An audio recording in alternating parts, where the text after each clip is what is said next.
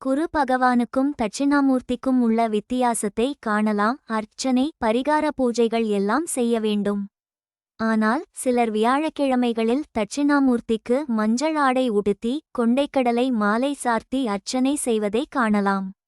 தெற்கு நோக்கி அமர்ந்திருக்கும் தென்முக கடவுளான தட்சிணாமூர்த்தி வெள்ளை உடை அணிபவர். குரு பகவானோ மஞ்சள் நிற உடையில் வடக்கு நோக்கி அமர்ந்திருப்பார்.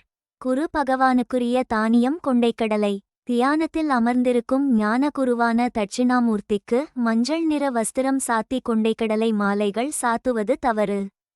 ஞானத்தை தருபவர் தட்சிணாமூர்த்தி. இவர் சந்நிதி முன்பு அமர்ந்து மனம் ஒருநிலைப்பட தியானம் செய்யலாம்.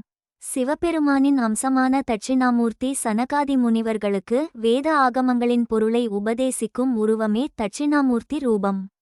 இவர் கல்லால மரத்தின் அடியில் அமர்ந்து காட்சி தருவார். ஞானகுரு வேறு, நவக்கிரக குரு வேறு.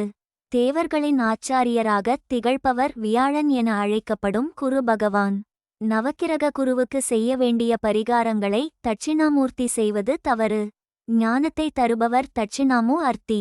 வாழ்க்கையில் சகல சுகங்களையும் தருபவர் குரு பகவான். ஆத்ம ஞானத்துக்கு தட்சிணாமூர்த்தியையும் மகிழ்ச்சியான வாழ்க்கைக்கு குரு பகவானையும் வழிபட வேண்டும்.